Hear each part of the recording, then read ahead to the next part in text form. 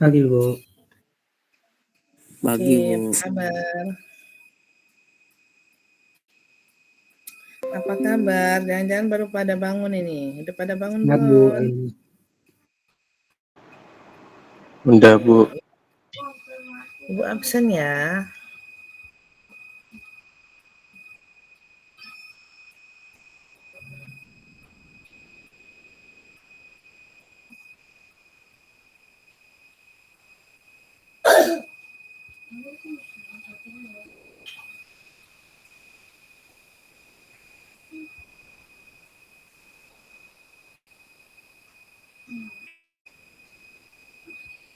Gak kerasa kita ada di penghujung tahun.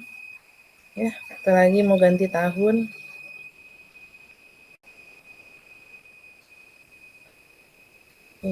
Kasang sekarang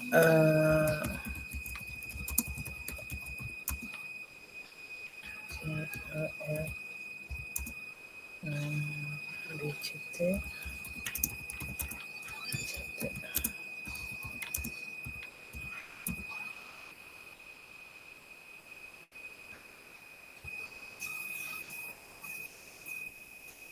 Ibu absen. Adinda nggak hadir. Alfa Gifari. Hadir, Bu. Ardi. Hadir, Bu. Halo, ada Ardi nggak? Hadir, Bu. Suaranya pelan banget, Ardi. Cynthia. Hadir, Ibu. Ibnu. Hadir, Bu. Ilhan. Hadir, Bu. Hadir, Ibu.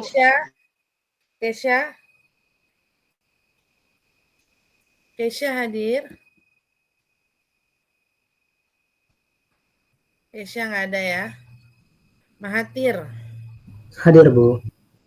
Reva. Hadir, Bu. Rido. Muhammad Rido. Ada dia. Rival. Hadir, Bu. Novana. Hadir, Bu. Novia.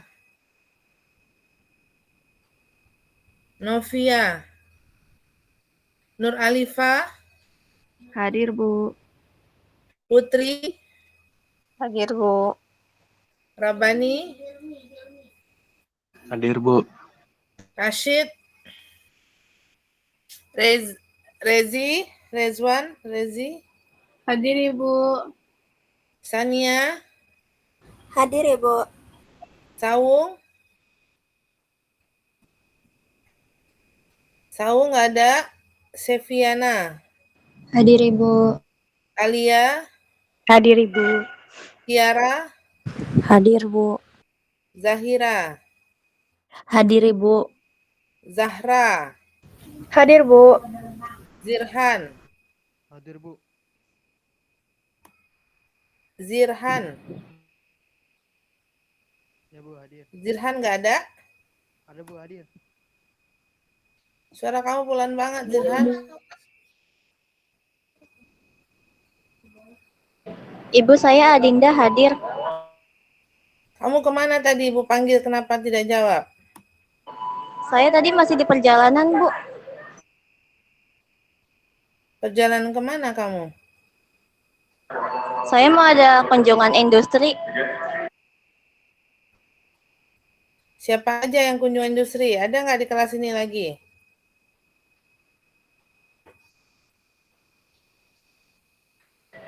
Saya sama teman-teman kelompok sih, Bu. Dinda apa namanya? Dinda?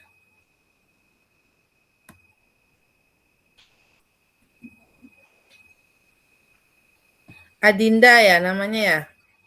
Iya, Bu.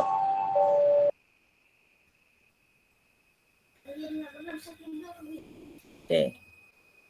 Baik.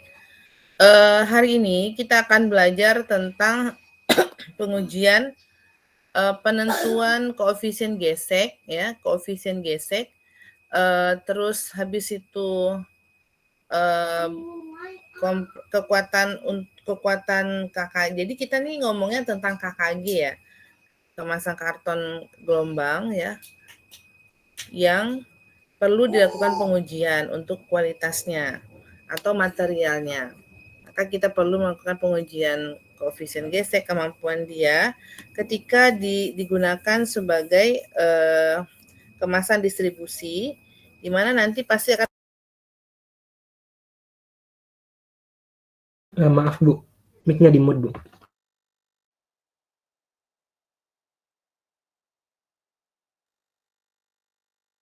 Oke, sorry.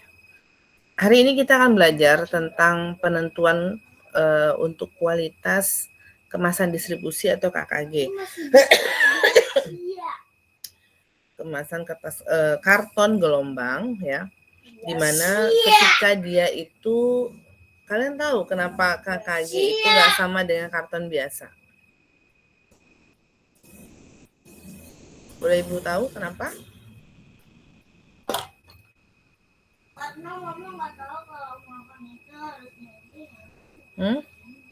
Karena kalau sekarang gini, semua yang hadir hari ini harus on cam. Kalau kalian nggak on cam, Ibu keluarkan dari room ini. Dan tolong kalau Ibu bertanya, kalian jawab. Kalau nggak usah kuliah. Ibu nggak mau kuliah online, kalian off cam, terus nggak tahu ngapain, Ibu tanya pada diam semua. Kejadian di kelas 5A ya, 5A kemarin ya. Itu Ibu tanya pada diam. Beberapa kali Ibu tanya, Ibu sapa lagi diam juga. Akhirnya Ibu matikan, nggak usah kuliah hari itu. Ibu sudah ngomong sama Bu Mur, kalau di kelas Ibu menerapkan sistem seperti ini, kalau nggak usah kuliah. Jadi tolong semua on cam semua. Ibu akan cek dulu satu-satu. Kalau nggak usah kuliah kalian. Karena nggak enak, ngajar online tuh paling nggak enak. Berasa ngomong sendiri. Mahasiswanya entah ngapa-ngapain kita nggak tahu. Yang rugi juga teman-teman semua, nggak Ibu. Ibu nggak rugi. Yang rugi itu kalian. Nggak paham dengan apa yang diterangkan nantinya.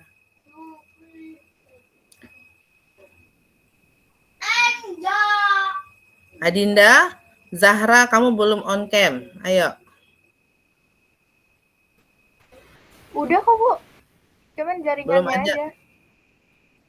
Belum ada, kamu nggak kelihatan di sini. Yang lain udah kelihatan.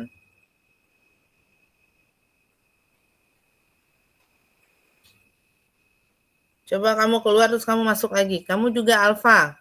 Wajah kamu belum ada, kamu masih off cam. Ibu udah Bu. Oke, udah ini baru keluar nih. Oke, Ibu tanya sekarang apa yang membedakan? Ini Mama lagi ngajar jangan nyaut. Apa yang membedakan karton biasa sama KKG? Kalau KKG itu ada bagian linear sama mediumnya, Mbak. Ada fluidnya ya, ada gelombang di dalamnya. Itu digunakan supaya dia itu bisa menahan genggaran atau getaran dan dia lebih maksudnya produk yang dikemas itu menjadi lebih aman dan dia juga lebih tahan terhadap tekanan ya. Nah, maka sekarang kita akan melakukan pengujian untuk performance dari KKG itu. Ya, pertama ada namanya coefficient friction atau tunggu, Ibu buka dulu ininya ya.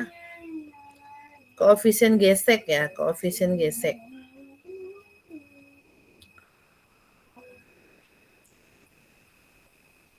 Ini kalian ada kuliah lagi nggak selain dari Ibu? Hari ini nggak ada, Bu. Cuma Nggak mata ada. kuliah Ibu doang. Baik, berarti pada di rumah semua ya.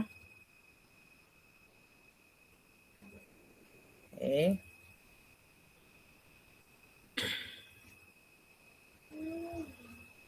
Ada lagi yang mau absen nggak? Nggak ada? Oke.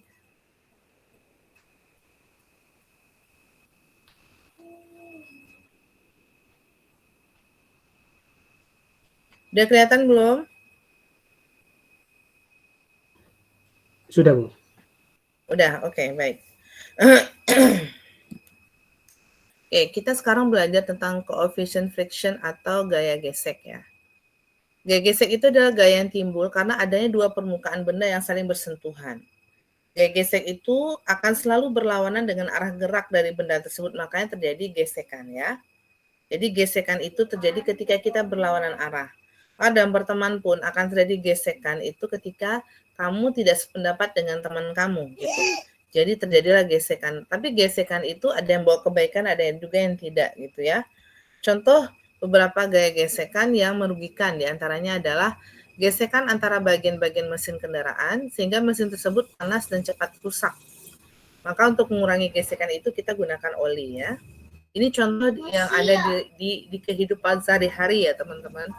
Gesekan antara udara atau angin saat mobil atau pesawat bergerak ya. Kalau dia saat bergerak berarti kondisinya statis ya. Saat akan bergerak berarti itu adalah koefisien gesek statis. Nah, ketika akan bergerak itu maka untuk mengurangi kecepatan si kan pesawat itu harus cepat ya. Jalannya harus cepat, mobil juga, sehingga dibuatlah untuk mobil itu lebih aerodinamis agar dia tidak kekuatan dia berlawanan arah dengan udara atau angin itu enggak terlalu besar gitu. Terus yang ketiga adalah gesekan antara ban kendaraan dengan permukaan jalan yang mengurangi kelajuan sehingga jalan-jalan itu perlu diberi aspal. Nah, kalau ada yang merugikan berarti ada juga yang menguntungkan ya teman-teman. Di antaranya adalah seperti piring rem sepeda motor dengan rem karet dengan pelek roda sepeda sehingga kelajuannya dapat dikurangi. Jadi untuk menghindari terjadi kecelakaan maka ada setiap kendaraan itu pasti ada remnya. Nah, itu gaya gesek yang menguntungkan.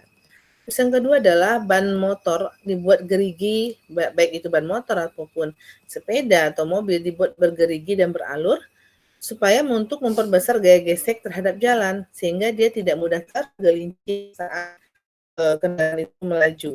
Terus yang ketiga adalah gaya Bu, gesek mohon maaf Bu, ya. slide-nya nggak keganti Bu. Dari kemarin begini Bu, kenapa ya?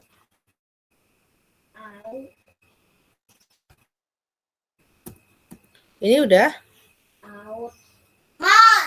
Udah Bu. Udah, Bu. Kalau ini berganti nggak? Ini keganti, Bu. Udah, Bu. Oke. Ada apa Habibi? Udah Mama kasih kan? Uji koefisien gesekan untuk kemasan KKG ini sangat penting juga ya. Karena pada saat transportasi kita berusaha untuk produk tersebut tidak bergeser-geser ya atau licin akibat adanya goncangan dan memudahkan dalam angkut barang ya, muat apa sih namanya? Bongkar muat ya, bongkar muat-muatan di dalam moda transportasi. Nah, digunakan ada dua. Pertama ada ASTM D4521 untuk menguji koefisien gesekan statis dari kemasan KKG, terus yang T816 untuk menguji koefisien gesek bidang miring. Kalau kita ngomong tentang teorinya, ini ada teorinya, di mana gaya gesek statis itu adalah gaya gesek yang terjadi antara dua benda pada saat benda tersebut akan bergerak. Jadi baru dia akan bergerak itu disebut dengan gaya gesek statis. Namun kalau kedua-duanya sudah terjadi pergerakan, maka itu adalah gaya gesek kinetis. Rumusnya karena dia gaya, maka ingatlah pada hukum Newton ya. Newton itu adalah gaya normal, sementara hukum sigma F sama dengan 0. Di mana sigma F itu rumusnya adalah N kurang W. Nah, kalau kita pindahkan posisi W menjadi N sama dengan W, di mana W sama dengan M kali G. M itu adalah massa benda dalam satuan kilogram dan G itu adalah percepatan gravitasi dalam satuan meter per second kuadrat. Ini ada typo, sorry ya. Besar gaya gesek bergantung pada kasar licinnya permukaan benda, ya. Kasar atau licinnya permukaan benda tersebut dan kasar licinnya permukaan tersebut akan dipengaruhi oleh sifat dari sifat kasar dari permukaan tersebut. Nah, ini disebut dengan koefisien gesek. Untuk gaya gesek statis kita sebut dengan koefisien gesek statis, atau kita kasih lambangnya adalah nu S. Nah, kalau kita notasikan dalam grafik ya, grafik sumbu X dan Y, maka posisi sumbu Y itu diisi oleh Fs. Kita ibaratkan dengan Fs. Sementara kalau sumbu X, Mohon maaf, Bu. nggak gerak lagi ya? Iya, Bu, Nggak nggak gerak lagi. ya? Oke, baik. Udah? Ini udah? Udah, Bu. Oke. Adik, sini mama balikin. Oke, kalau kita notasikan dalam sumbu X dan Y ya, terus ada sudut alfa dan beta, kita akan ingat pelajaran waktu SMA dulu. Ada namanya sin, cos, dan tangen. Tangen ya, sin, cos, dan tangen. Tangen itu rumusnya adalah sin per cos ya. Nah, sumbu X itu dinotasikan dengan N ya. Sementara kalau sumbu Y itu Fs. Maka kalau sin per cos berarti Fs ini adalah sin, cosnya adalah N ya. Karena nu S atau koefisien gesek statis itu rumusnya sama dengan tangen alfa. Nah, kalau kita jabarkan lagi, maka tangen alfa di sini adalah sin per cos, yaitu sumbu Y per sumbu X, maka Fs per N. Nah, yang kita perlukan adalah mencari berapa gaya gesek statis. Maka yang kita cari adalah rumus untuk Fs. Maka rumus Fs adalah nu S dikali N. Sampai sini ada yang paham? Sampai sini paham kah? Fs ini berarti kali silang aja kan antara nu S dengan N. Nah, tadi ingat N itu rumusnya apa? Sama dengan W. W itu kalau kita jabarkan rumusnya adalah massa dikali kecepatan gravitasi ya. Nah,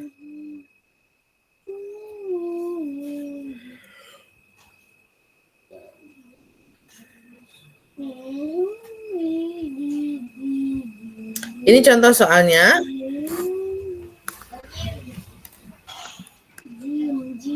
Sebuah kotak kayu dengan isinya bermassa 50 kilo diletakkan di lantai dan ditarik. Jika koefisien gesek statis kotak dengan lantai itu adalah 0,5, maka hitunglah berapa besar gaya gesek statisnya. Maka yang ditanya adalah Fs-nya. Coba sekarang adik-adik cari berapa nilai Fs dari soal ini. Massa diketahui, kecepatan gravitasinya adalah 9,8 meter per second kuadrat. Coba dihitung teman-teman.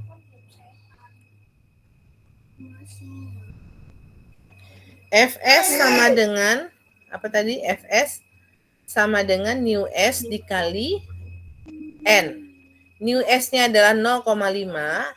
N itu kalau kita jabarkan adalah massa dikali G.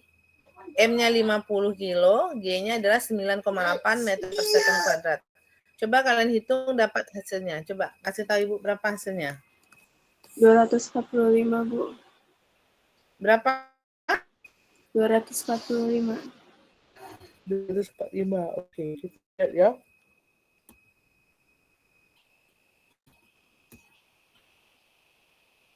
Oke, betul. Siapa tadi yang jawab? Rezi ya? Ini, Bu. Siapa? Iya, Bu, Rezi, Bu. Oh iya, oke. Thank you, Rezi. Oke, sekarang sampai sini ada yang nggak paham, tanya sama Ibu ya. Ibu tunggu 1 menit. Ada yang nggak paham? Nggak ada? Bu, Tolong dijawab. Paham, Bu. N-nya itu, M sama G-nya itu dari mana, Bu? G ini adalah jadi G ini merupakan standar ya, yang nggak akan berubah-ubah, pasti itu terus. Jadi ini konstanta. 9,8 meter per second kuadrat itu adalah kecepatan gravitasi. Kalau seandainya di soal nggak ditulis, nggak perlu sebenarnya ditulis karena memang ini udah konstanta. Jadi orang udah tahu semua, ini udah yang umum gitu. Jadi kalian harus tahu, harus ingat bahwa G itu adalah 9,8 meter per second kuadrat. Gitu ya. Tapi itu Percepatan rumusnya gravitasi. US kali N. Tapi kok jadi Iya. US buka kurung M kali G, Bu? Iya, karena Gimana, tadi Bu? Saya masih di bingung. slide sebelumnya disebutkan bahwa sigma F sama dengan 0. Dia kan gaya di hukum Newton kan. Dia menerapkan hukum Newton. Nah, di mana hukum Newton itu sigma F sama dengan 0, di mana sigma F itu adalah N dikurang W. Terus W ini kita pindahkan posisinya ke sebelah kanan. Jadinya N sama dengan W. Nah, W ini rumusnya adalah M kali G. Maka kalau kita rumusnya nu S kali N, maka kita bisa pakai M kali G ini. Karena dia cara mencari N itu adalah dengan M kali G. Kalau seandainya yang diketahui hanya berat saja. Tapi kalau seandainya di soal dan diketahui gaya Newtonnya adalah gaya Newtonnya adalah 130 kilogram meter per second kuadrat, berarti kalian nggak perlu lagi pakai M kali G. Langsung masukin di rumus nu S kali N ini. Jadi kalian harus tahu apa saja di soal yang diketahui. Ya. Nih. Jadi kalian harus lihat soal. Dalam soal itu yang diketahui poinnya apa aja nih? Oh, ada massa. Kalau gravitasi pasti nggak perlu dituliskan, itu pasti akan ada. Maksudnya info itu nggak perlu ada di soal karena dia sudah umum gitu. Oke, kalau diketahui massa pasti nanti nyarinya itu rumusnya untuk N ini pasti M kali G. Kenapa? Karena yang ada massa. Kalau seandainya sebuah kotak kayu dengan isinya ya dengan gaya Newton sebesar 100 Newton katanya atau 100 kg meter per second kuadrat diletakkan di lantai dan ditarik. Koefisien geseknya adalah 0,5. Hitunglah berapa besar gaya gesek statisnya.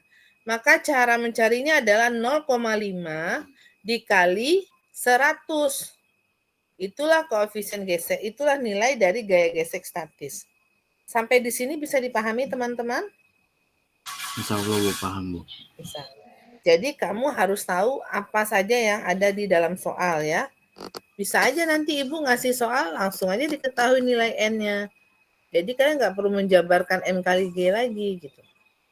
Atau bisa juga ibu masukin M kali G, ada diketahui beratnya, berat massanya, diketahui juga nilai gaya Newtonnya. Maka gimana cara nyarinya teman-teman?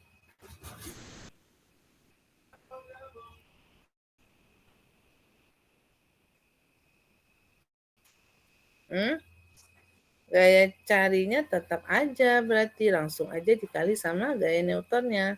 Atau kalau kalian pakai M kali G, ibu benerin juga, jadi nggak ada yang salah.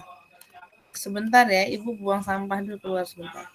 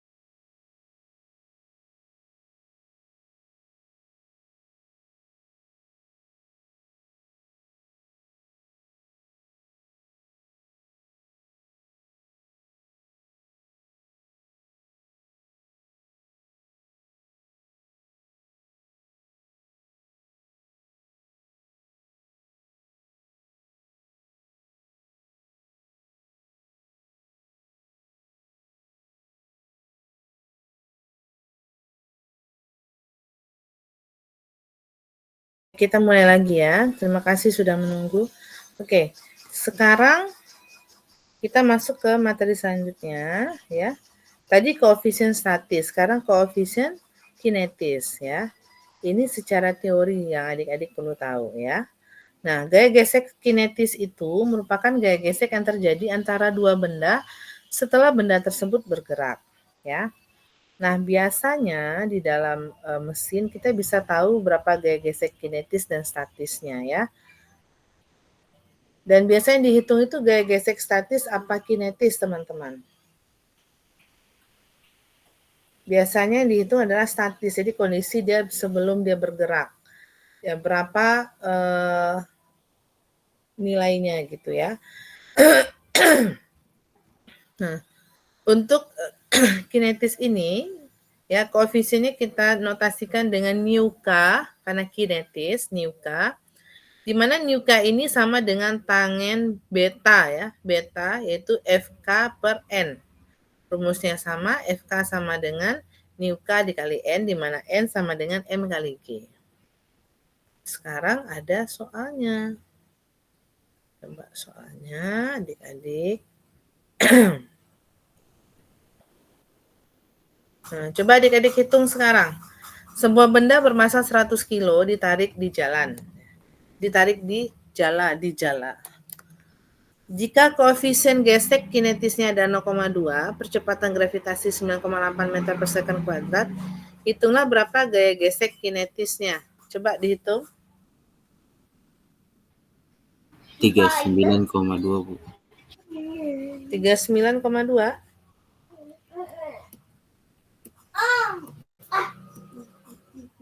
Satu 196. 196, bukan 39,2. Kamu dapat 39,2 gimana caranya, Dek? 2 dikali 196 Bu.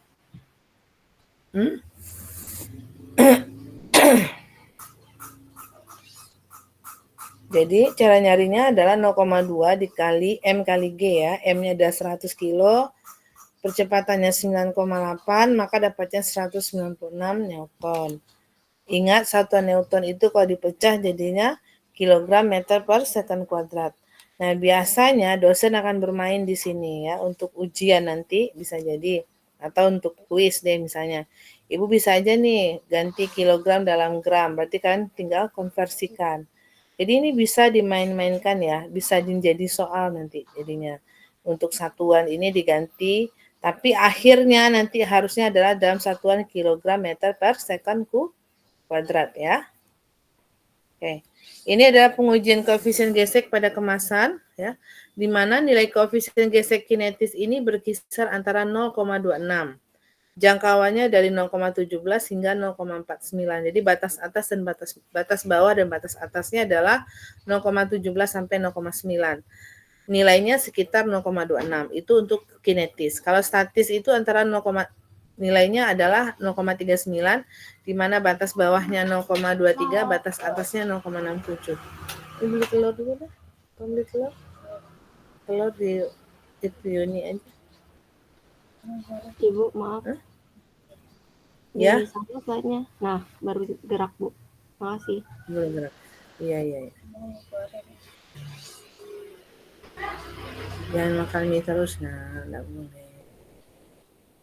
Enggak boleh, mama enggak kasih kamu. Tidak ada.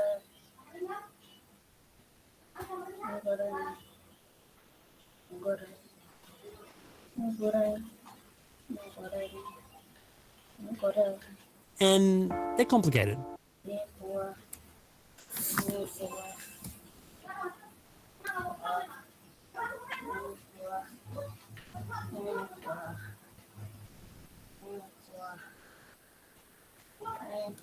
Bihun aja dah.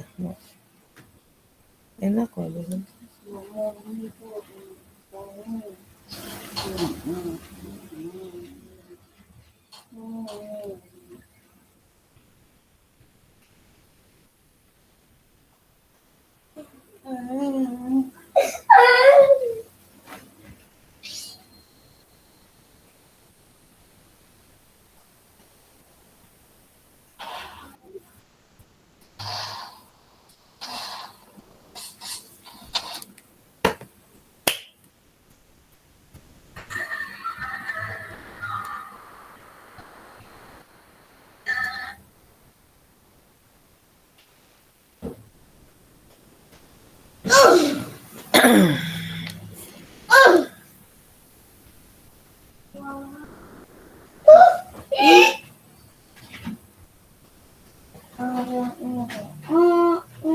Ya.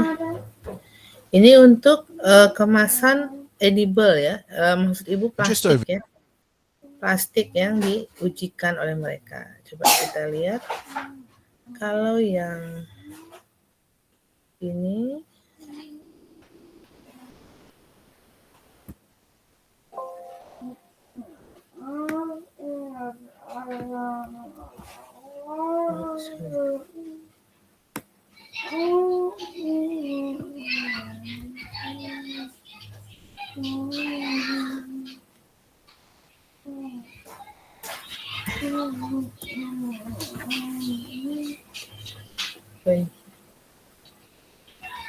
sebentar, stop sharing.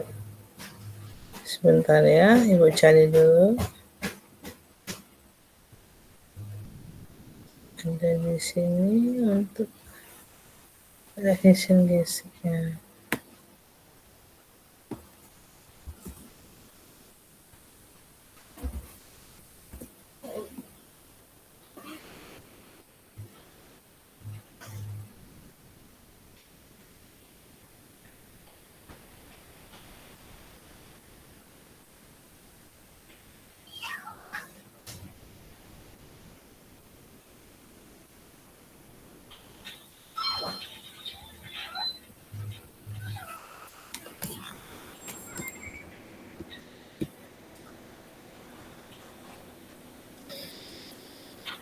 Oh, dia cetakannya ya.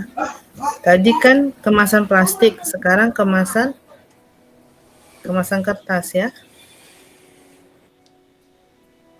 Menggunakan karton.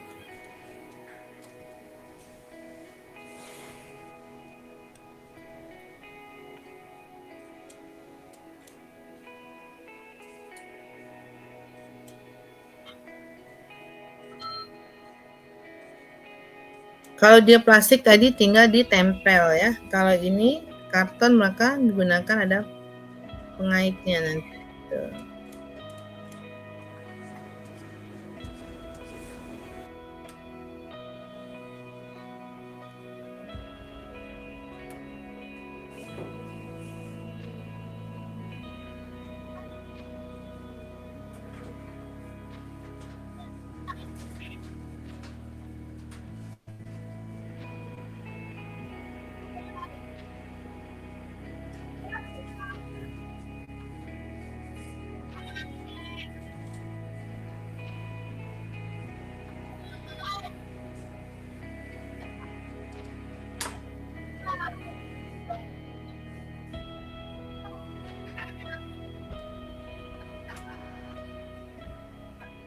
Oke.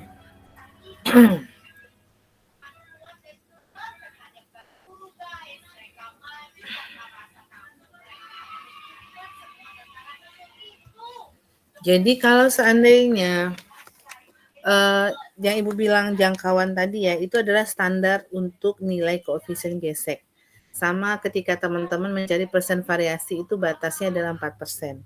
Maka kalau di luar itu berarti kualitas materialnya kurang bagus. Maka perlu adanya perbaikan untuk si material KKG itu atau material plastik tersebut. Ya nak, ya. Babon itu apa? Apa? Babon. Babon tuh hewan. Hewan zaman dulu namanya babon. Dia hewan purba. Iya. Oke, habis ini kita lanjut ke Jantung ginjal dia bisa sembuhin orang. bisa, mungkin bisa jadi. Oke, untuk koefisien gesek ada yang ditanyakan teman-teman. Jadi nanti di alat itu kita bisa tahu berapa nilai koefisien gesek statis dan kinetisnya. Di situ nanti dibandingkan dengan standar yang ada yaitu 0,26 sama 0,19 tadi ya. Kalau seandainya berada masih di dalam range masing-masing standar itu berarti kualitasnya masih oke, masih ditoleransi lah. Tapi kalau di luar itu maka perlu dilakukan perbaikan terhadap materialnya ya. Oke, sekarang kita lanjut ke pengujian selanjutnya yaitu BCT.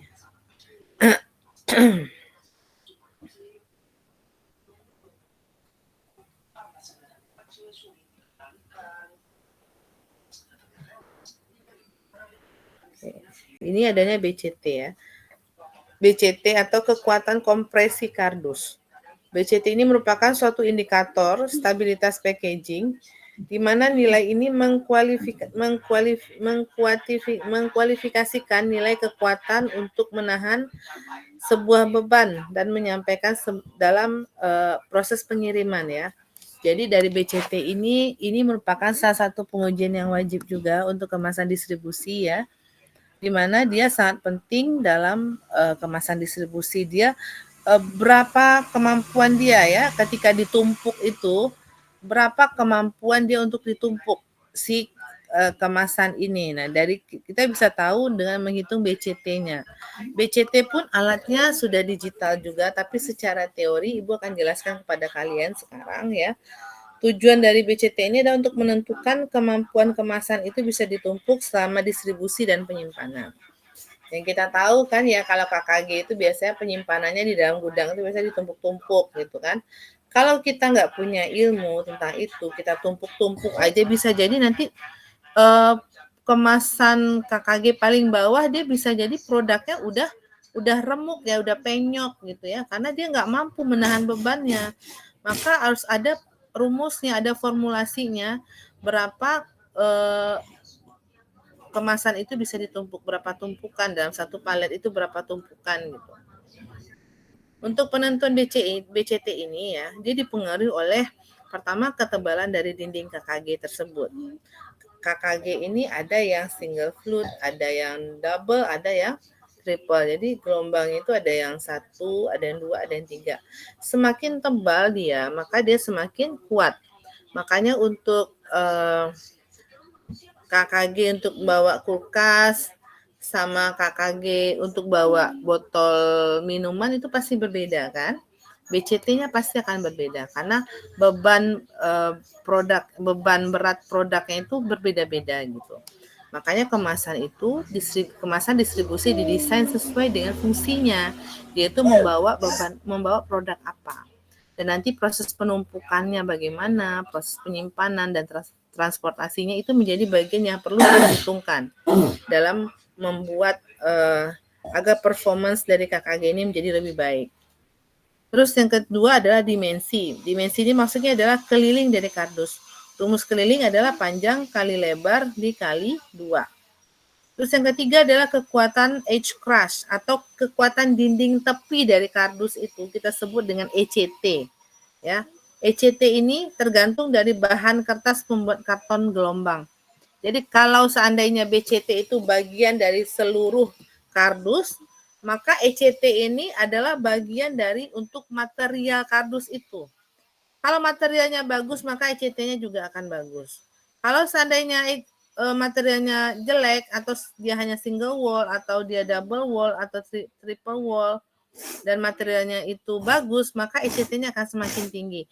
ECT semakin tinggi, maka BCT-nya juga akan semakin tinggi. Jadi memang saling mempengaruhi satu dengan yang lainnya, ya. Dan biasanya hubungannya adalah sebanding. Oke, lanjut. Ini berubah nggak slide-nya?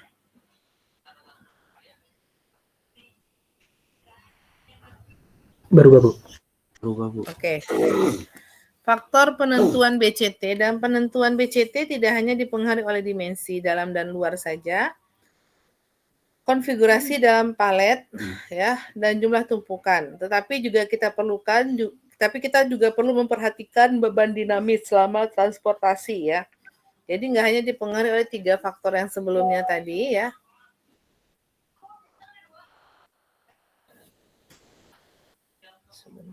Sebentar.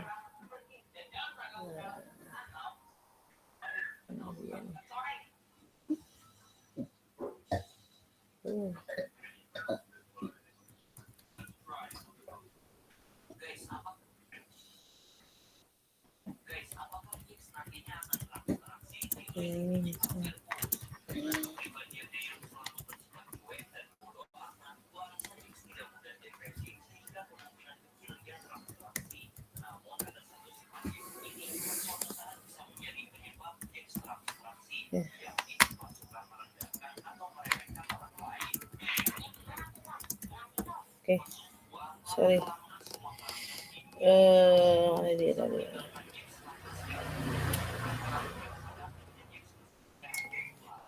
Jadi nggak hanya dipengaruhi 3 faktor yang sebelum ini, tapi juga kita harus memperhatikan apa? Pertama, beban dinamis selama transportasi. Terus beban kejut atau shock load saat bongkar muat atau saat dia mengalami goncangan. Itu juga menjadi penentu untuk mengetahui berapa BCT dari KKG tersebut ya. Terus juga jarak tempuh. Jarak tempuh itu sangat berpengaruh sekali. Jarak tempuh kalau dia dekat, dia jauh, terus kondisi dari jalanannya ya, kondisi jalanannya itu apakah jalannya itu berbatu-batu atau di aspal, itu kan mempengaruhi juga ya. Terus selama penyimpanan produk ya. Selanjutnya ada kerapuhan produk dan proses cetak. Kerapuhan produk maka harus didesain juga kemasan primernya, jangan kemasan yang biasa aja gitu. Takutnya misalnya kalau kayak keripik-keripik gitu kan, biasa dibikin dalam bentuk pouch atau dalam bentuk ada kaleng-kaleng atau botol kayak Sprinkle gitu, sehingga dia juga ketika dikemas di dalam kemasan distribusi, produk ini lebih terjaga ya.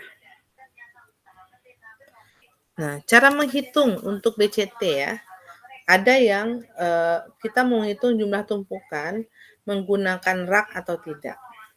Contohnya, misalnya sebuah produk disimpan ya, dia itu maksimum tinggi tumpukannya adalah 1450 mm. Di mana di situ juga menggunakan palet ya. Jadi dia disimpan dalam palet. Tapi ini nggak pakai rak ya. Tinggi Europaletnya adalah 150 mm. Maka tinggi tumpukan yang bisa kita tumpuk ya untuk kemasan itu adalah cara ngitungnya tinggi tumpukan maksimal berapa? 1450. Maka 1450 dikurang 150. Maka ketika kita menumpuk tingginya itu maksimal itu adalah 1300 ya, tanpa rak, nggak boleh lebih dari itu. Nah, kalau kita menggunakan rak, maka biasanya rendah lagi. Bila menggunakan rak, maka tinggi rak misalnya 1200. Maka tinggi tumpukan adalah 1200 dikurang 150. Dapatnya 1050 mm. Jika diketahui dimensi tinggi dari kardus luarnya, ya, sebelah luar dari kardus itu dimensi tingginya adalah 250 mm, maka tinggi tumpukan per palet, ya, maka tinggi tumpukan per palet tadi, jadi ini benda, ini produk disimpan di gudang ya, pakai palet, yang satu pakai rak, yang satu nggak ada raknya. Maka kalau kita pengen tahu berapa tinggi tumpukan per palet dalam gudang tersebut untuk produk tersebut adalah caranya 1300, ini yang tanpa rak tadi ya, dibagi 250, dibagi sama dimensi tinggi kardus sebelah luar. Maka kita hanya boleh menumpuk 5 kardus dalam satu palet. Ya, satu palet itu boleh ditumpuk dengan 5 kardus. Sementara kalau yang pakai rak, itu rumusnya 1050 tadi, dibagi dengan 250, dapatnya 4 kardus. Maka bedanya hanya 1 kardus aja ya. Kalau yang tanpa rak itu 5 kardus, kalau yang pakai rak 4 kardus dalam satu palet. Gitu. Nah, sementara BCT itu rumusnya adalah beban statis dikali faktor keamanan. Faktor keamanan ini tergantung dari produknya. Biasanya untuk kemasan yang tidak self-support ya. Self-support itu dia tidak bisa berdiri sendiri ya. Jadi dia harus dibantu gitu. Maka gunakanlah faktor keamanan itu besar dari 2. Kita ambil 2-7 untuk faktor atas bawahnya. Kita ambil range-nya 2 dan 7. Oke. Maka cara ngitung beban statis adalah ya, jika satu palet tadi yang tanpa rak itu bisa ditumpuk dalam satu palet isinya 5 kardus, ya, biasanya akan ditumpuk menjadi 2 palet. Berarti ada berapa kardus? Ada 10 kardus ya. Nah, beban statis yang ditanggung oleh kardus terbawah, beban statis berarti beban yang bisa ditanggung sama kardus paling bawah banget, karena dia penentu juga. Jangan sampai produk paling bawah itu remuk, penyok, dan lain-lain. Cara menghitungnya adalah jumlah tumpukan dikurang 1 dikali berat bruto dari produk tersebut. Jika berat kardus tersebut berat brutonya adalah 20 kilo, maka beban statisnya adalah 10 dikurang 1, 10 ini adalah 10 kardus, karena satu palet isinya 5, dia ditumpuk jadi 2 palet, jadinya 10 kardus. 10 kurang 1 dikali berat bruto dari kardus itu dikali 20, maka hasilnya adalah 180. Kalau kita pengen tahu berapa BCT-nya, maka 180 dikali 2 sama dengan 360 atau 180 kali 7 sama dengan 1260 kilo. Jadi kita bisa tahu nih BCT minimal dan maksimalnya berapa. Minimalnya kita kali faktor keamanan 2, BCT maksimalnya kita kali dengan faktor keamanan 7. Jadi seperti itu. Sampai sini ada yang mau bertanya silakan. Ada yang nggak paham bertanyalah. Saya mau bertanya, Bu. Silakan. Itu untuk faktor keamanannya emang 2 sama 7, Bu, standarnya? Iya, range-nya segitu. Terus kalau Di dalam- minimalnya misalnya itu nggak bisa ya, Bu? Minimalnya emang 2. Iya, kita ngambilnya 2 karena ini untuk produk yang misalnya kalau dia itu nggak perlu, kan kadang kan produk itu nggak bisa kita anggap dia itu safety ya. Memang kita harus hitung juga kira-kira nih faktor keamanan tuh maksudnya kalau kita mengerjakan, misal kayak kalian praktikum, ada human error-nya kan? Atau ada error-nya itu di timbangan ya, penghitungan timbangan atau karena human error. Nah, ini dimasukkan ke dalam faktor keamanan biar data yang kita dapatkan itu bisa terestimasi, bisa dikira-kira lah gitu. Dan biasanya yang digunakan itu adalah 2 sampai 7. Maka kita ambil batas bawah dan batas atas. Sama Bisa satu dipahami? lagi, Bu. Ya. Berat bruto itu berat kotor nggak sih, Bu? Bruto itu berat kotor kan ya? Oh iya benar ya. Bruto neto. Coba bruto itu berat kotor apa berat bersih? Berat kotor ya, Bu. Kotor, Bu. Berat kotor biasanya. Baik. Diambil. Kasih ya, Bu. Ya. Nanti di setiap produk itu ada ditulis kok, jadi akan diberitahu informasinya. Jadi kita, kalau teman-teman nanti ya, kalian magang, ternyata tuh senior kalian ada tuh yang lagi magang sekarang, kedapatan di industri untuk KKG. Dia ditaruh di QC, ya. Disuruh nih, berapa tumpukan, disuruh dia datang ke gudang untuk ngecek nih tumpukannya udah benar apa belum. Caranya seperti ini. Dia pakai rumus ini, dia akan hitung. Kadang kan namanya orang kerja ya di industri itu, mereka ada yang background-nya seperti teman-teman lah, memang dari kemasan, ada yang enggak juga. Jadi dia hanya di training aja gitu. Dan di training pun mereka berdasarkan informasi dari senior-senior mereka. Makanya banyak kesalahan terjadi di industri itu adalah ketika ilmu yang dipakai adalah ilmu turun-temurun, bukan ilmu yang sesuai dengan teori. Karena mereka tuh malas ya untuk buka buku lagi, cari informasi lagi, itu kembali ke orangnya. Kalau orangnya itu mau belajar, dia akan cari. Zaman sekarang apa sih yang nggak bisa dicari di internet kan gitu ya. Cuman masalahnya adalah kemauannya itu ada apa tidak. Jadi biasanya mereka hanya menggunakan mengandalkan ilmu dari senior-seniornya aja gitu. Sehingga nanti di industri itu nanti akan banyak waste ya. Coba nanti kalian kalau udah magang pasti akan tahu, oh kadang waste itu terjadi karena human error-nya, karena mereka tidak terlalu paham dengan ya teorinya, secara teorinya itu apa gitu. Nah, untuk itulah mahasiswa-mahasiswa magang itu diterima untuk memberikan solusi, untuk memberikan pendapat atau perubahan di industri tersebut gitu. Nanti dikasihlah studi kasus, kalian coba untuk menyelesaikannya. Nah, senior kalian itu juga begitu. Dia bilang, kemarin cerita ke ibu, Bu, saya tuh magang tuh dapatnya di sini, Bu, dan itu ilmu yang ibu kasih tuh kepake banget gitu. Terus ibu tanya, boleh nggak ibu ke sana bawa adik-adik ke situ? Pengen tahu. Jadi mereka tuh punya alat untuk penentuan BCT, ECT mereka punya. Karena kan mereka industri KKG ya. Mereka harus melakukan pengujian untuk performance dari KKG itu biar itu bagian dari regulasi ya, regulasi untuk memberikan yang terbaik lah untuk konsumennya. Terus ya Bu, nanti saya coba tanyain ke supervisor saya gitu. Kalau seandainya dibolehkan, Ibu pengen ngajak adik-adik semua ke sana, jadi kita bisa lihat secara langsung ya, gimana sih proses pengujiannya itu kan. Kalau kita kan nggak punya alatnya, Ibu nanti cuma liatin adik-adik dari YouTube aja gitu. Ibu pun berusaha supaya teman-teman bisa melihat secara langsung. Kalau memang iya, nanti Ibu akan kabarin kalian semua, oke? Oke, sini ada lagi yang mau ditanyakan, silahkan. Udah kejawab belum ya pertanyaannya, Dek, sama Ibu? Udah, Bu. Oke, baik. Kita Nah, lanjut izin ya. bertanya, Bu. Yang tadi itu Bu, kan itu ada kalimat bisa ditumpuk menjadi 2 palet. Nah, itu dari mana Bu tahu 2 paletnya? Atau emang seperti itu, Bu? Ini bagian dari contoh soal aja ya. 2 palet itu, jadi kata dia di dalam soal itu bisa jadi misalnya nih produk-produknya itu enggak yang terlalu berat matir. Dilihat juga kalau seandainya produknya itu berat gitu kan ya, bisa 50 kilo atau kan kita nggak mungkin numpuknya banyak gitu.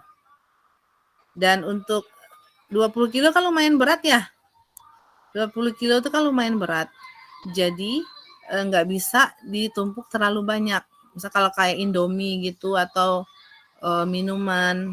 Ini contoh aja sih, contoh aja. Ini bukan sesuatu ketetapan, enggak. Ini contoh aja. Misalnya katanya, jika 1 palet disusun 5 kardus dan 1 palet, nah biasanya ditumpuk menjadi 2 palet karena berat brutonya itu sekitar 20 kilo. Tapi bisa lagi menjadi 3 palet, 4 palet, nanti tergantung dari kondisi yang ada di lapangan.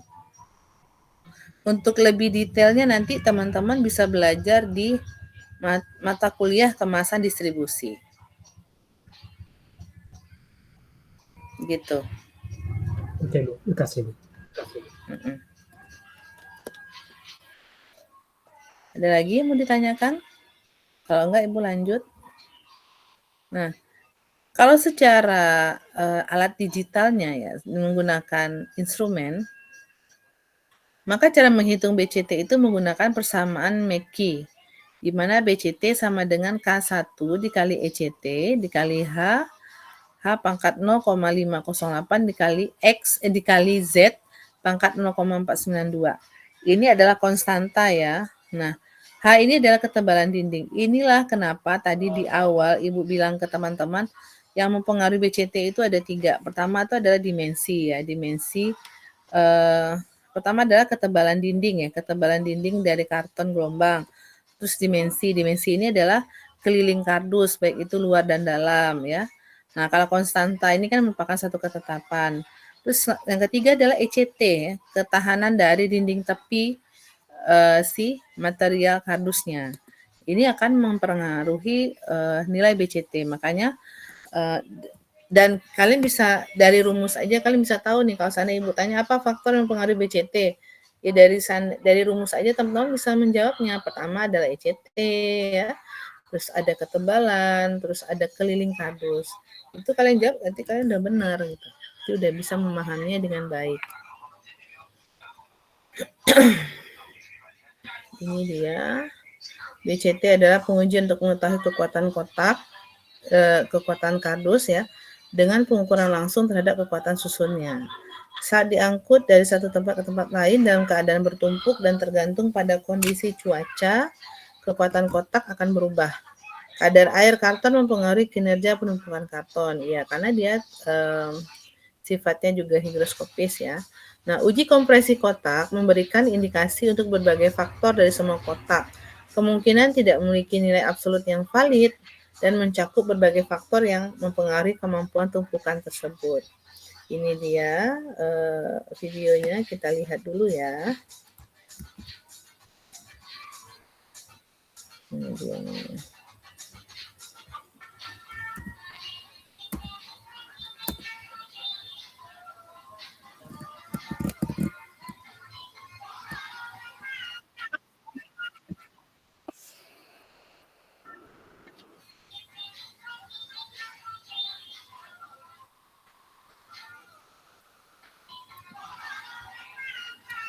Bentar ya.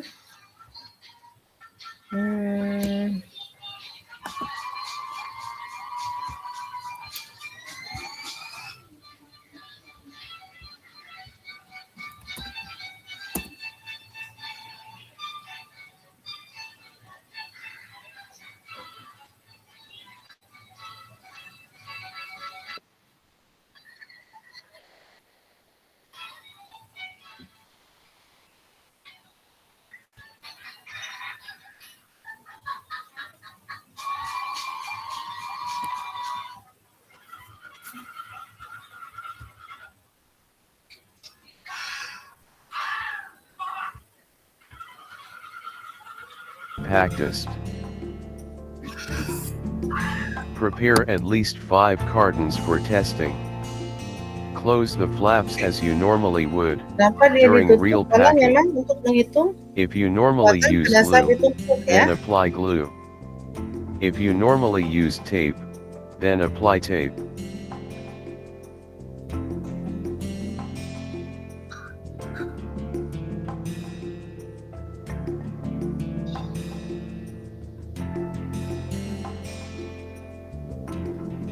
Place the carton in the center of the lower platform. Use the black line markers to guide you.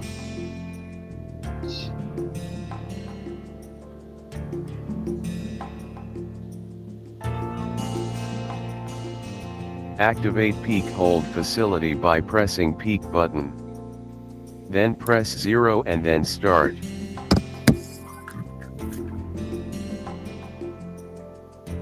The platform will start traveling down at a preset test speed, which is usually 12.5 millimeters per minute. If the gap is too large, press enter button. The machine now starts to move at a high jog speed of 100 millimeters per minute. This will save unnecessary wastage of time. As soon as the platform comes very close to the carton, press enter again to go back to original test speed.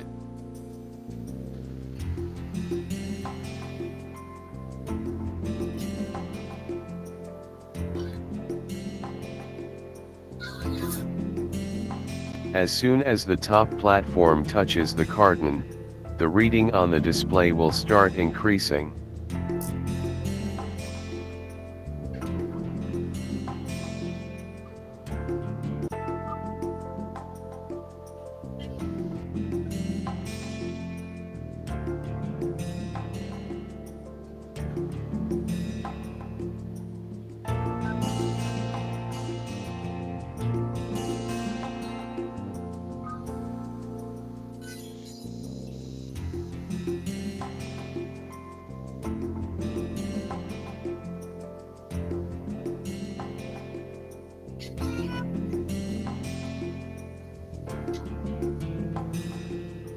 You will soon notice failure lines developing on the carton. The carton is about to fail soon.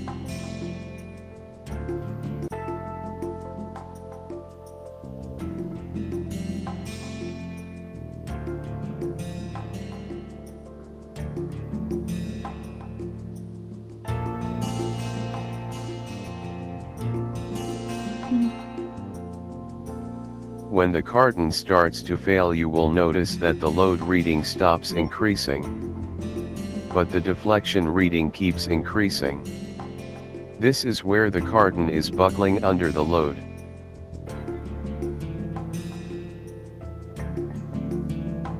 The machine will auto-stop when its threshold value is achieved. Or you can stop manually too. Now press reverse button followed by enter button to release the sample quickly.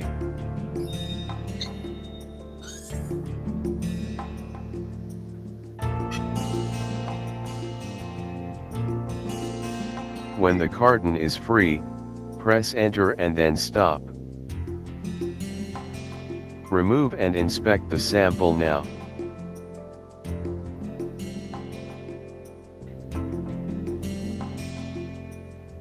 Thanks for watching our presentation.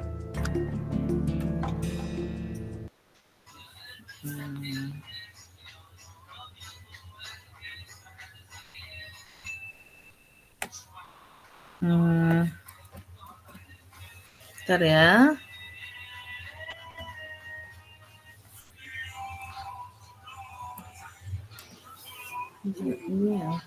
Morinaga Mori Grow, susu dengan formula Grow Max, bantu optimalkan nutrisi anak.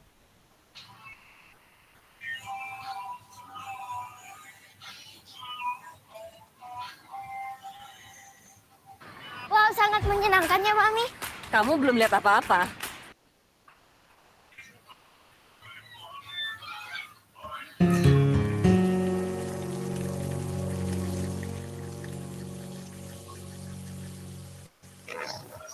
Compression testing is used to replicate the load that is applied to a container during storage and/or distribution. This is particularly important when we're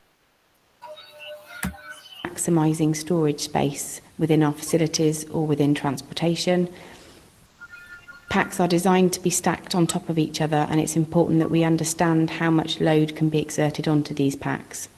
We would expect this would be used amongst retailers and anyone distributing food throughout the supply chain, and also just storage within storage facilities. It doesn't have to be tertiary containers, also primary containers which are stored refrigerated, frozen or ambient. The forces exerted during the test are displayed on a computer. This equipment is capable of forces up to 20 kilonewtons. The test will stop when the maximum load has been reached, or if a pack or box deforms to a set percentage level which you decide at the beginning of the test. It can also be used for primary containers, again to establish the amount of load that can be exerted onto it. In this case, the plastic is deforming at the bottom, which indicates that the pressure exerted on the top is in excess of its capacity.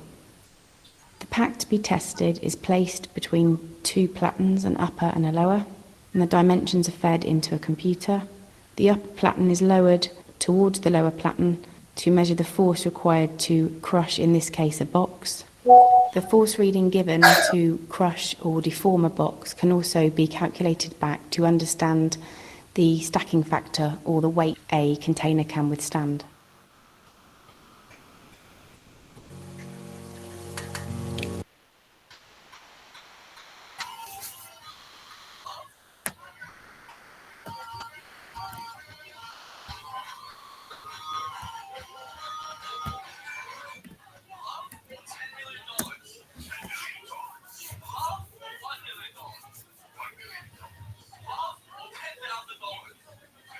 Present in the sheet, their method of preparation, their degree of beating and refining upon sheet formation, and the use of additives.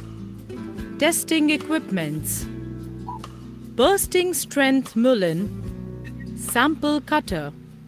Calibration of the equipment to be checked using an aluminium foil every 100 readings, and the rubber diaphragm must be replaced every 500 readings or 6 months, whichever is sooner. Sampling with respect to lot size. Test specimen preparation: ASTM D774, TAPI T403. Bursting strength of paper. Condition the sample at 27 degrees Celsius and 65% relative humidity. Test procedure: place the sample to be tested over the diaphragm plate. Lower the clamping plate by pressing the button down. The first test on a new sample should always be done with the gauge of greater range 0 to 120 pounds per square inch.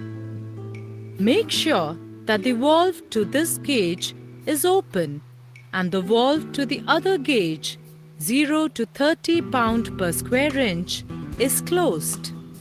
Record the bursting pressure indicated by the digital display on the equipment. Push the button upward and remove the old sample. The instrument is ready for the next test. Once the bursting strength is calculated, The bursting factor can easily be calculated with the help of above given expression.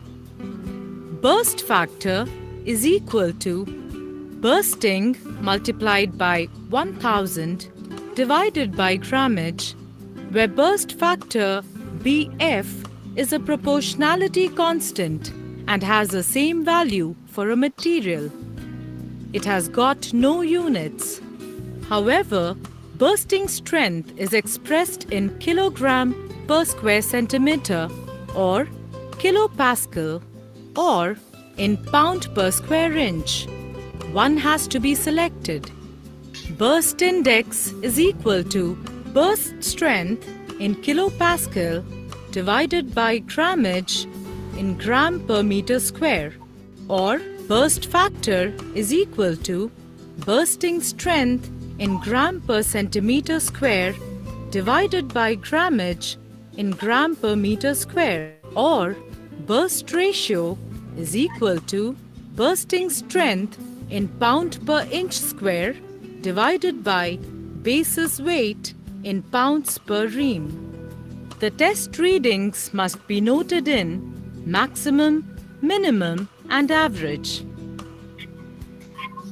Laboratory of ACT, Association of Corrugated Case in Telangana, and PCRI, Packaging Clinic and Research Institute, Hyderabad, utilized for the purpose of illustrating the tests.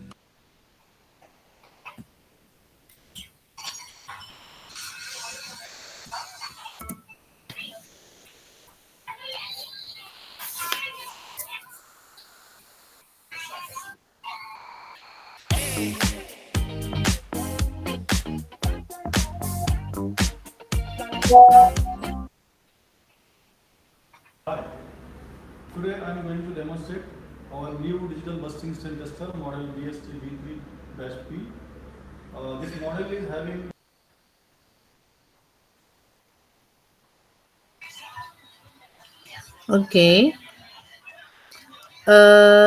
Tadi Ibu liatin ke teman-teman tentang bursting strength ya. Bursting strength ini adalah berapa kemampuan si KKG ini ketika dia bisa dibolongi ya, kemampuan. Jadi kadang kan dalam proses distribusi atau transportasi itu ya, atau penyimpanan, bisa jadi dia ketusuk ya, bisa bolong gitu KKG-nya itu. Maka kita harus melakukan pengujian berapa kemampuan dia itu untuk disobek itu tadi, dibolongin tadi. Itu namanya bursting strength ya. Kekuatan dia untuk dia sobek bolong namanya. Nah, terus kita masuk ke ECT ya, teman-teman. ECT.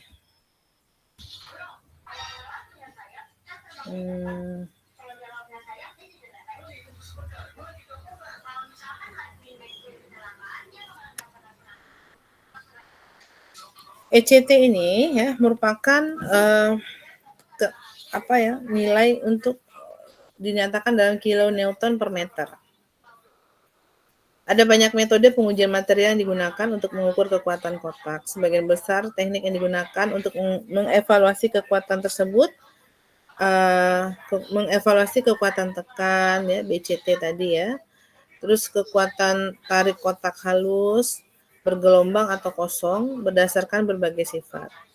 Uji ketahanan terhadap benturan tepi diterapkan untuk menetapkan standar dari kotak. Jadi dia juga bagian yang penting juga ya, tapi dia pengaruhnya lebih kepada materialnya.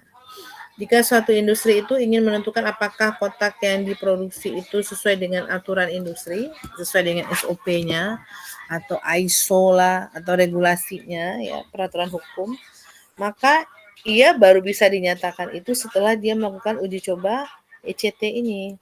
Uji ketahanan terhadap benturan tepi juga dilakukan untuk mengetahui kekuatan kotak atau BCT. Hal ini memungkinkan suatu industri tersebut untuk menguji kualitas bahan digunakan dalam pembuatan kotak yang akan dia produksi ya. Tes kehancuran tepi atau ECT digunakan untuk mengukur kekuatan penumpukan dari sebuah karton box. Untuk menentukan kekuatan kompresi dari sebuah box itu, maka didefinisikan pada penentuan jumlah gaya yang dibutuhkan untuk menghancurkan cardboard atau kardus dengan cara karton tersebut berdiri pada bagian tepinya. Kalau BCT tadi kita mengukurnya dalam bentuk dia posisi tertutup, sudah dilakban semua, karena dia untuk mengetahui kekuatan dia ketika dia ditumpuk. Kan. Sementara kalau ini untuk menguji kekuatan dari material kardus itu sendiri di bagian tepinya, karena bagian tepi itu nanti kan setiap kardus itu dia terdiri dari ada yang si Mahathir bilang tadi ya, ada bagian atas dan lainnya itu di dalamnya ada flutnya. Nah, ini untuk menentukan kekuatan dari si kardus tersebut gitu ya. Dinyatakan dalam satuannya LBS per inci persegi.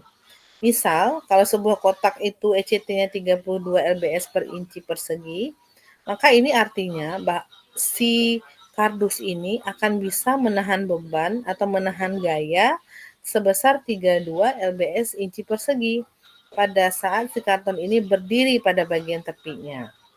Ya, jadi satuannya adalah kilonewton per meter atau LB per inch. Jika didapatkan 40 LB per inch dalam pengujian, maka sering ditulis 40 ECT. Ya, 40 ECT. Prosedur penggunaannya ada ini, ada TAPI T811, TAPI T809, TAPI T821, 838, BSEN ISO 3037 dan ISO 3037. Pengujiannya kalau kita menggunakan formulasi atau rumus adalah menggunakan persamaan Maltherford, di mana ECT sama dengan K kali theta ya, kali to nih ya, to CL1 tambah to CL2 tambah A to CF, di mana A ini adalah kekuatan kompresi dari linear dan fluting yang diukur dengan SCT, RCT, CLT, dan CCT. Sementara to ini adalah take up faktor. K ini adalah konstanta yang tergantung pada variabel pembuatan karton gelombang.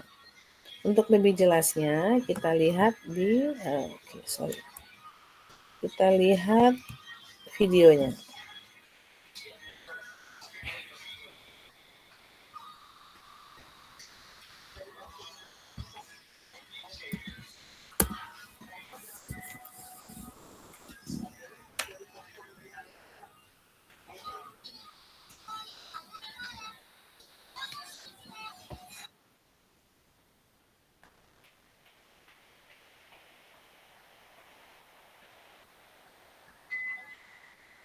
Pilih Dettol, kini turun harga hingga 30%.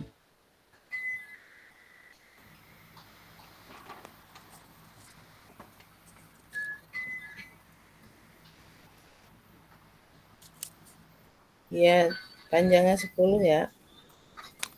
Ditegakin.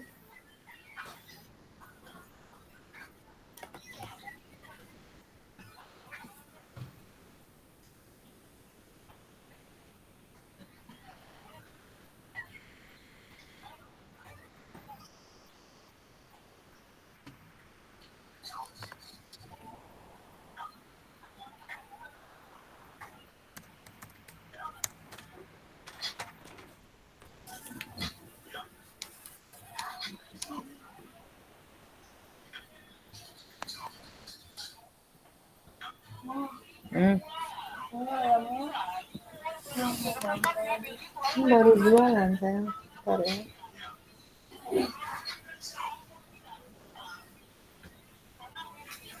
Sabar Mas Bro.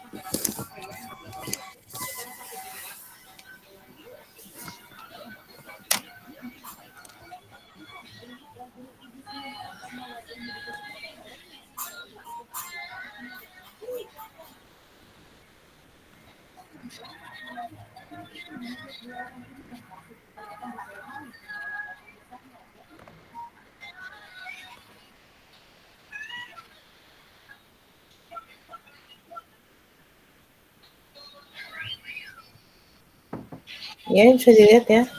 Dia ada 5 sampel ya, 5 kali pengulangan ya. Ada sampel 1 sampai sampel 5.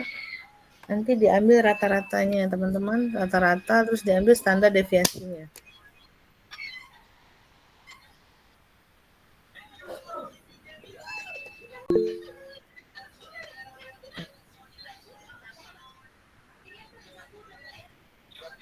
Oke. Nah, dari gambar ini, dari video ini yang kita tahu adalah semua pengujian dari tadi BCT, ECT ya.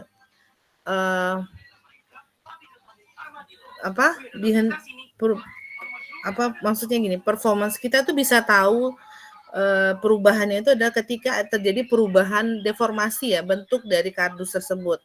Pada penonton BCT kan kita lihat tuh perubahan dari yang kardus itu biasa, akhirnya dia karena ada kompresi atau tekanan, bagian tengah dari ujung-ujung tepi kardus itu sudah mulai menggembung ya, karena dia kena tekan tuh tadi.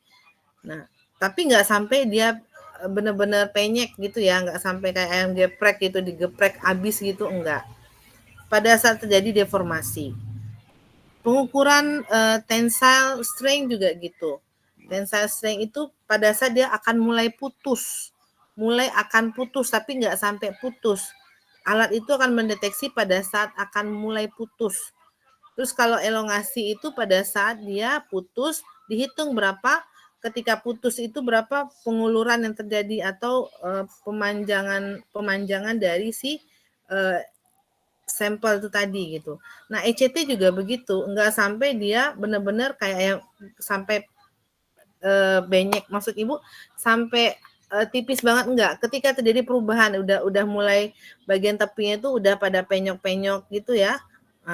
Si alat akan mendeteksi sampai pada titik itu gitu, dan kita bisa mengambil datanya, kita ambil dalam bentuk rata-rata dan standar deviasinya. Oke, sekarang Ibu mau tampilin ke adik-adik semua jenis pengujian apa saja sih yang dibutuhkan untuk KKG pada proses transit ya. Jadi namanya adalah testing transit namanya. Testing transit untuk kemasan KKG. Yang perlu kita tahu ya. Silahkan diperhatikan ya.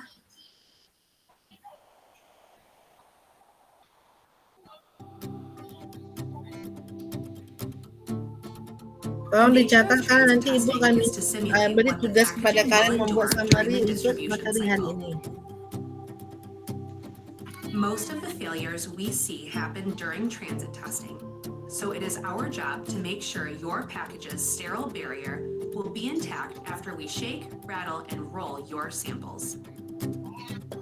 In this video, we will explain each transit test and its importance. There are 2 standards that we use at PCL for transit testing. Those standards are ASTM D4169 and ISTA 3A.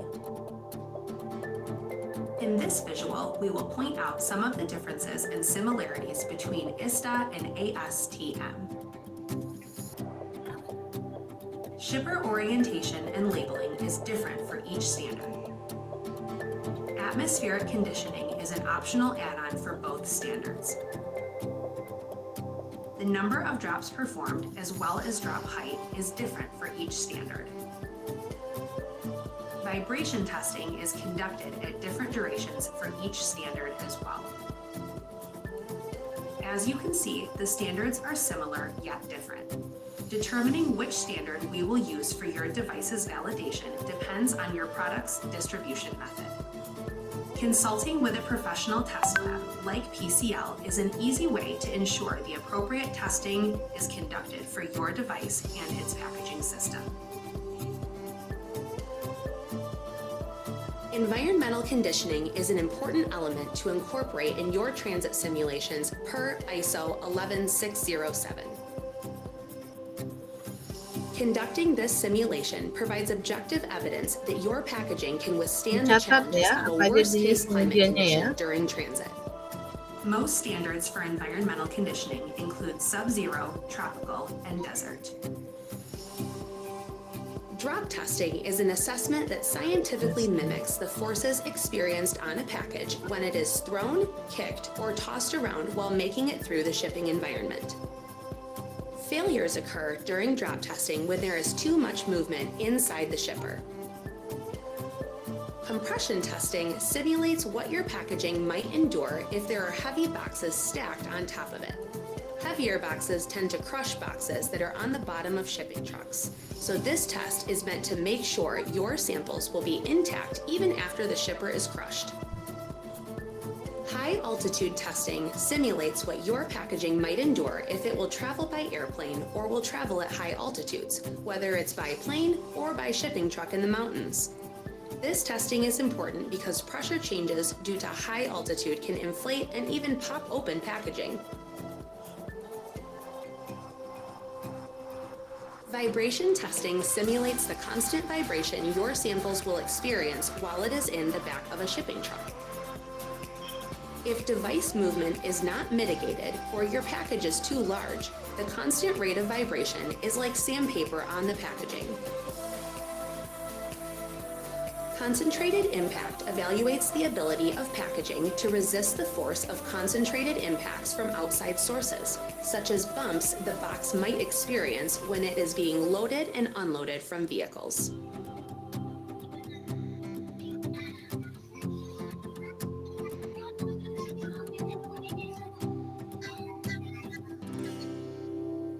Oke.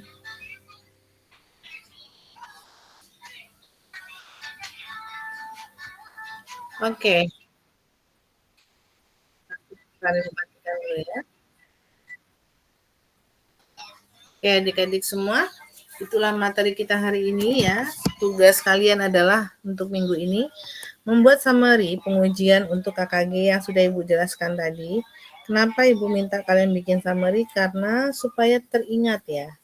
Jadi nggak hanya sekedar didengar, supaya materi itu bisa nempel di kepala kita adalah kita mendengar, menulis ya. Habis itu kita praktekkan, harusnya seperti itu. Tapi kita hanya dibatas mendengar, memperhatikan, dan menulis. Nah, tugas ini tolong dibuat per kelompok sesuai dengan kelompok praktikum ya. Dikumpul minggu depan di saat perkuliahan selanjutnya. Jika ada yang mau ditanyakan, didiskusikan tentang materi hari ini silahkan. Tolong ketua kelompoknya ingatkan Ibu untuk mengupload materi dan link yang sudah Ibu berikan tadi ya. Tolong diingatkan. Oke, ada yang mau ditanyakan? Silahkan adik-adik. Ibu, maaf Bu. Ya. Saya hadir Bu, tadi telat Bu. Telat kamu berapa menit? Tadi lewat 18 Bu masuknya. Apa? Iya. Sebentar. 8.18 saya masuk Bu. Kamu jujur ya, jangan bohong ya. Iya Bu. Ada lagi? Saya juga Bu. Saya juga Bu, saung Bu. Samanya berapa? Dan jangan lewat. Saya Novia Bu, 8.20. Saya saung 8.30 Bu. Sebentar ya.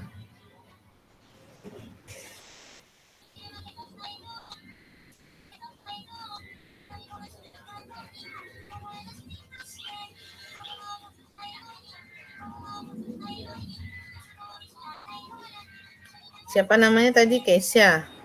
Iya Bu, Kesya Dila Zahra. 18 menit. Iya Bu. Siapa lagi? Novia Bu. Iya.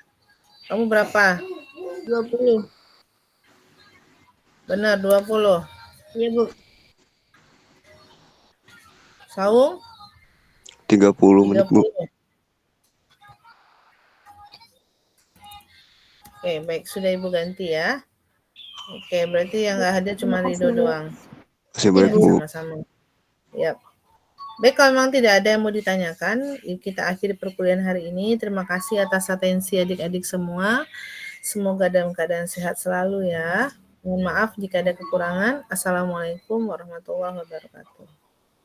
Waalaikumsalam. Waalaikumsalam warahmatullahi wabarakatuh. Terima kasih, Bu. Sehat. Assalamualaikum. Makasih, Bu.